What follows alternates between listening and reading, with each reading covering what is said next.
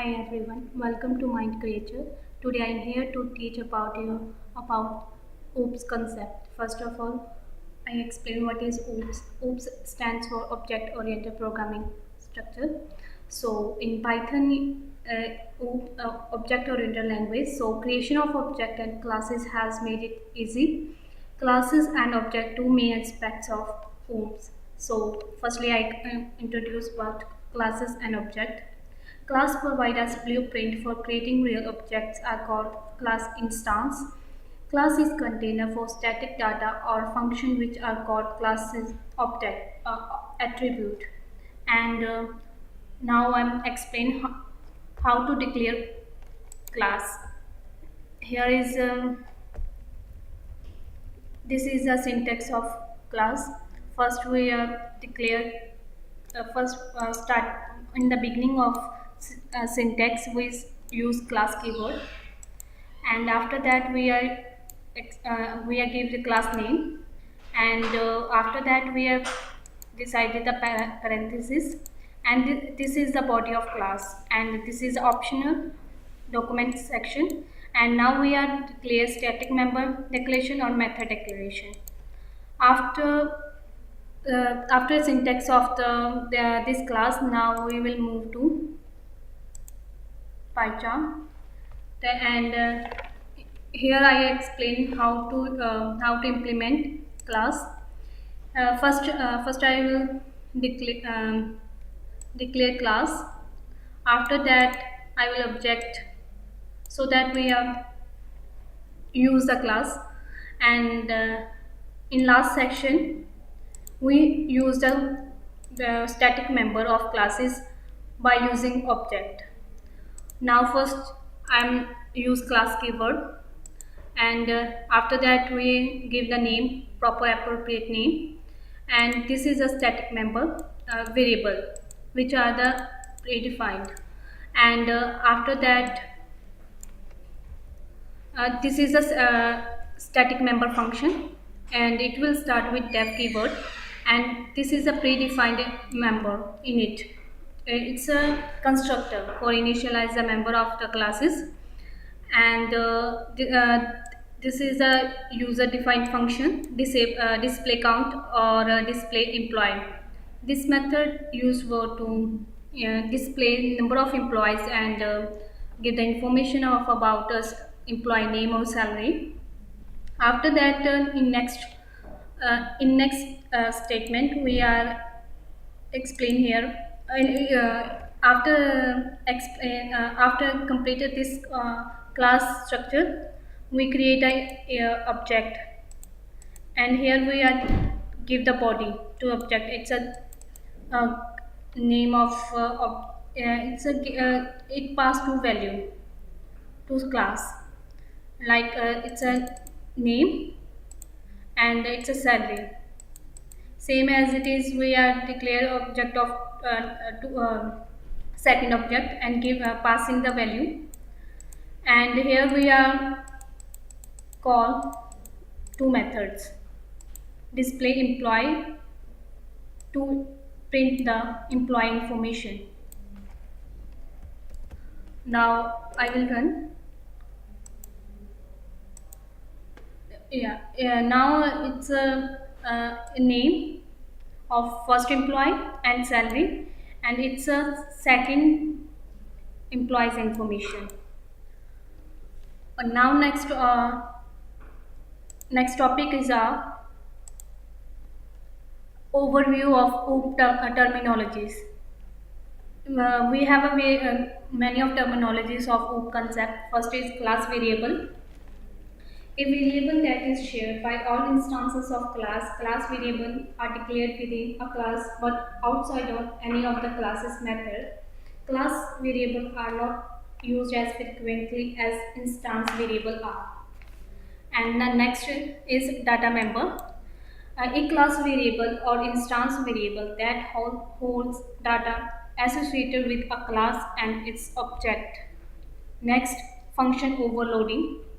The assignment of more than one behavior to particular function is called function overloading. Next, instance variable. It is defined instance variable. A variable that is defined inside a method and belongs only to current instance of a class. Next, inheritance. The transfer of the characteristics of a class to other classes that derive from it. Next, instantiation. The creation of instance of class. And next, last, object operator overloading. When a particular operator is assigned with more than one function is called function overloading. And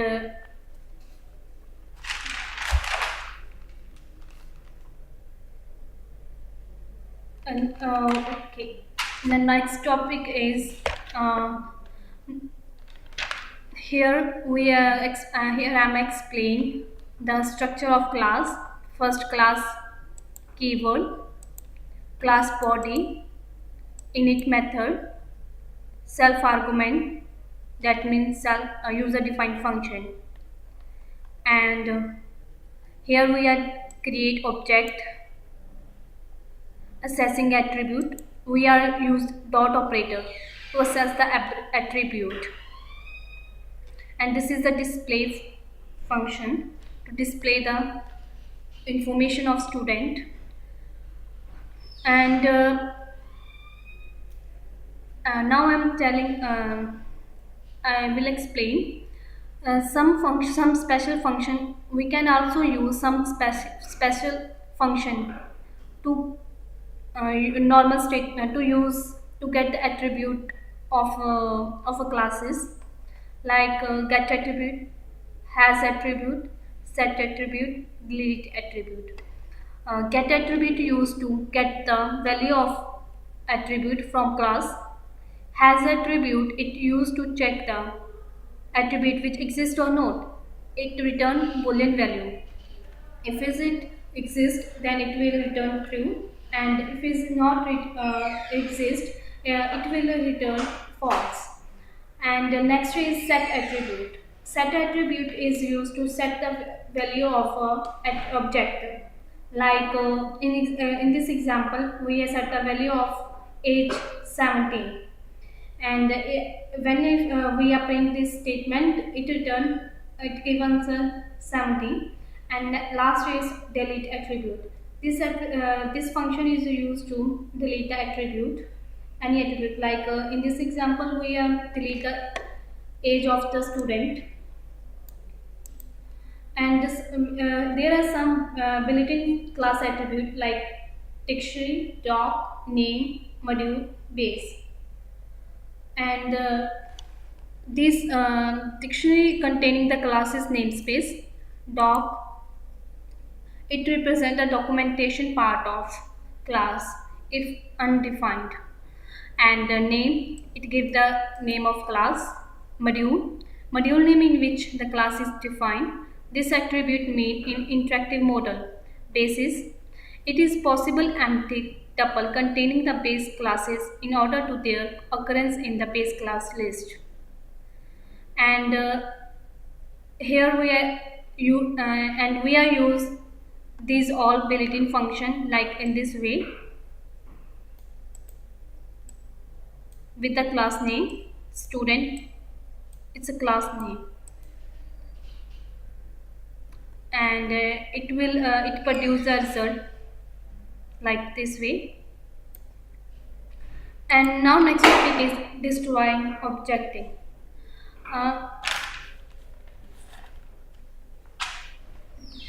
uh, in Python, we are delete unneeded object automatically, which release memory space for other use. Python's garbage collection runs during a program execution and is execute when object reference count reach 0. And we all can also that is a destructor. In this statement, we are create object. After this keyword delete, we delete the object.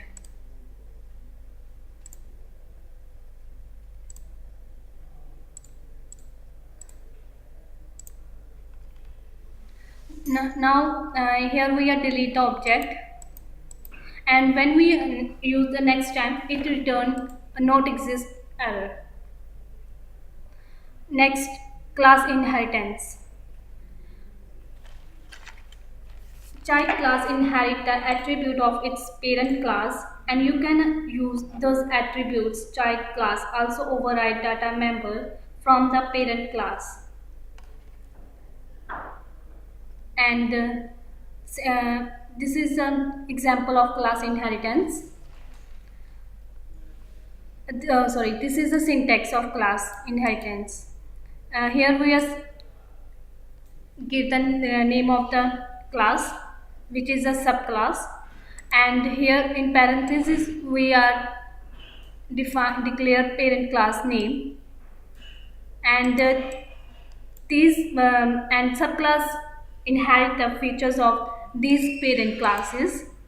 And class documentation, this section is optional, and here we are define the body of class, where we define attribute methods. And now I explain how to implement class inheritance in PyCharm. Yeah, this is a parent class, and it start with class name, the class keyword, then give them name of class, attribute, and it's a constructor to initialize the object, initialize the object, and this is and these are user defined function, and this is a subclass, and this subclass start with class keyword, uh, appropriate name, and here we are defining the parent class which inherit from inherit by class, a subclass, and this is a constructor part of subclass, and here we are define give the body of the subclass, and in this section we create object of the subclass. C is equal to child, and we call the child method of subclass, and it's also called the parent class method because it inherit the this parent class, so it call, and after that it set attribute by subclass object and get attribute. That means subclass object in assess all the method attribute of parent class. And now we are done. Here it show calling child constructor. It's a this, and next statement, and here we give the value by the object of subclass. Next topic is overriding method. Overriding is the ability of a class to change its implementation of method provided by one of its parents. This is done so if you want to change the functionality in the subclass. And there is a base overloading methods: init, delete, use for destructor, delete an object, represent. If we want to string representation, give you string representation of object. Next, string, a printable string representation, and says cmp, use for object comparison to compare both objects with each other. So this is example of overriding. Now I will show how to implement operator overriding. This is a parent class, and this is a subclass, and the subclass is inherit of the parents class to define the parent name of in this section, and here it's override this method, my method. It's a parent class method, but in subclass we are redefine without changes of parent class. We can redefine the sorry we redefine the function of parent class. So here we are create object of subclass, and by using subclass object we call the parent class method, which are redefined by child class. Now I will run. Now we can see that in parent class we give the value of a is equal to 5, but in child section we redefine by 6 to give the value of a by 6. So in this section we can see the value of a is equal to 6, that is redefined by child class. And next topic is operator overloading.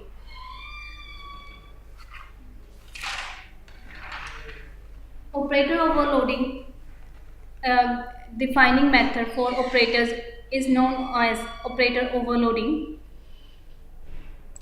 Here we are explain how to implement. We give the example of a vector. In this section we are give the value of a or b, and here we are explain here we are the set the value of a or b, and that section we are add on the value of a or b with other variable. So in this, now here we are create object, and we add on both vector, and now I will run. In this example, the vector of two parameters are add on with each other. It's the first parameter of both vector 2 or 5 is add on. It's equal to 7, and 10 minus 2 is equal to 8. In this way, we overload the operator in various method.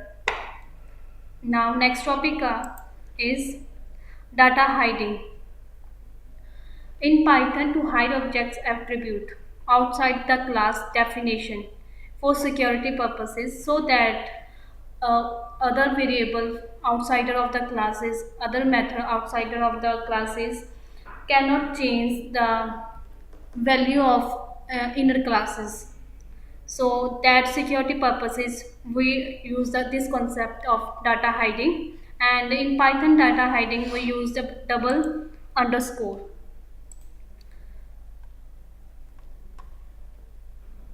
And now I am explain how to implement data hiding. It's the first we we create a class, and this is a data hiding variable, and this is declared by double underscore hide variable. This represent that this variable is hide hidden from the outsider of class member, and here this variable is used only for the class member. Like in this method, in this function, this function can easily access this hide variable, but if you want to access by another class member, another outside of class, it's not possible, and it will show an error. So here it's use this variable, and now here we create object, give the value of object, and here we are print this object we here we print the value of this variable. Now I will run.